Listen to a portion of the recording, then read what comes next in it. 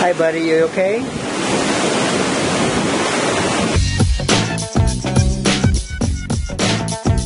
As you can probably see, it's a very foggy night on the cruise ship, and I have found an unfortunate thing.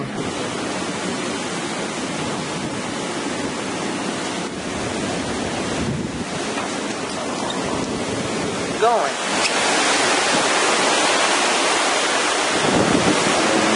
Just relax. I tried to give my friend some bread because he is not doing well.